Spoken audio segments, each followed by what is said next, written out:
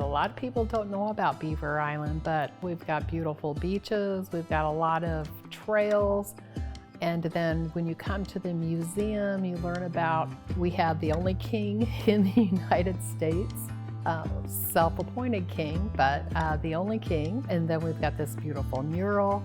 We've got a museum that's all on commercial fishing and all the maritime history. We have a unique Gutsy Women exhibit where we've had some very unique women who lived and prospered over here.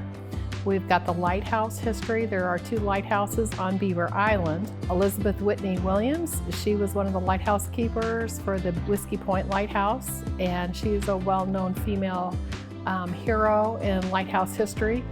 From gutsy women to commercial fishermen, the history of Beaver Island is filled with unforgettable characters. None more unique than James Jesse Strang. Strang ended up on Beaver Island, kind of how a lot of people did in the late 1800s or early 1900s. He was traveling on a steamboat. He discovered Beaver Island, and at that time he was aspiring to become a leader in the Mormon church, and he saw Beaver Island as an opportunity to establish a colony. So when Joseph Smith was assassinated, there were several people who thought they should be the next leader, but the 2 that we are most familiar with is James Strang and Brigham Young. And of course we know how that ended in history because Brigham Young is the main person commonly thought of about the Mormons. But also there was Strang, and he came over to the island and he started a colony over here. If you were to look at the census records and historical records, it's estimated that maybe 3,000 Mormons lived on the island while he was in power. His reign lasted 6 years and ended in June of 1856. Strang was shot by 2 of his followers as he walked towards a ship in the harbor. Taken to his parents' home in Wisconsin, he died a few weeks later. After he died, a lot of the islanders who had been exiled from their community returned in full force, and they did destroy a lot of the church's holdings, some of the buildings and stuff. The print shop, the historical part of the print shop was not burnt down, but it was ransacked. Today, King Strang's legacy still lingers. The island's main road bears his name, and his former print shop now houses the museum. This building was originally where James Strang published a newspaper, which it was the first newspaper published north of Grand Rapids in the state of Michigan.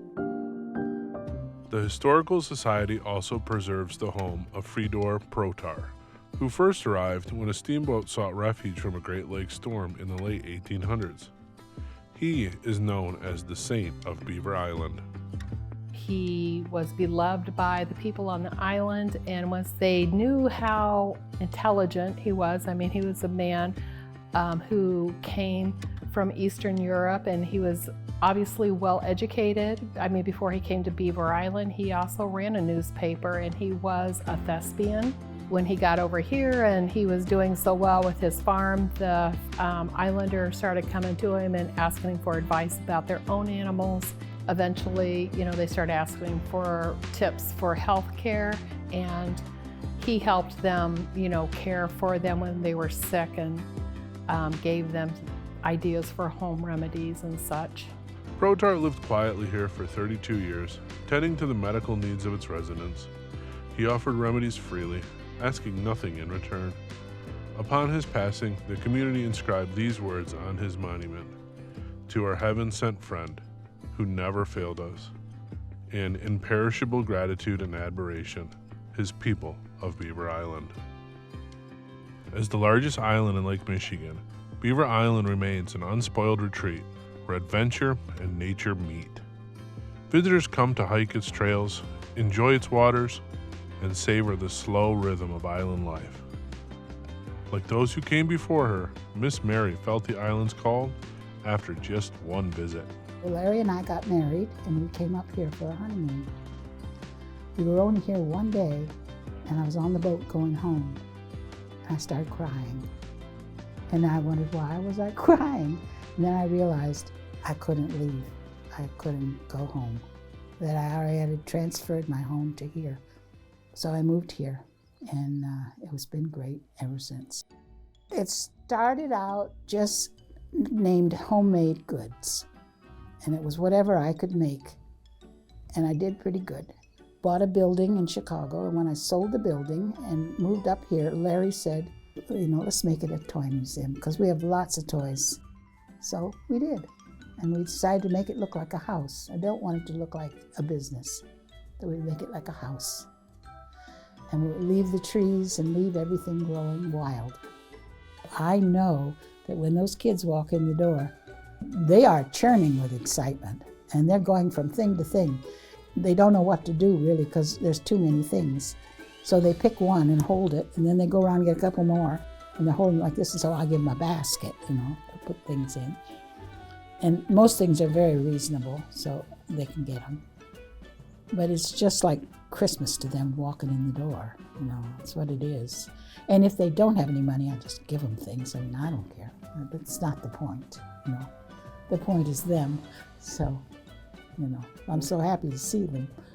Today, Miss Mary finds joy in tending to her shop and creating. Hand-making jewelry, painting the landscapes and night sky she experiences living on the island, and even writing and illustrating a children's book. The island called her, and here she found her home. It's not anything wild, it's nothing exotic, it's simple. The trees seem to grow the way a tree should grow, and the flowers that carpet the south end right now. But when I walk in the toy store with all the toys all over the walls and all over everywhere, I just feel totally at home, totally safe, totally secure. It's just a big comfort in there.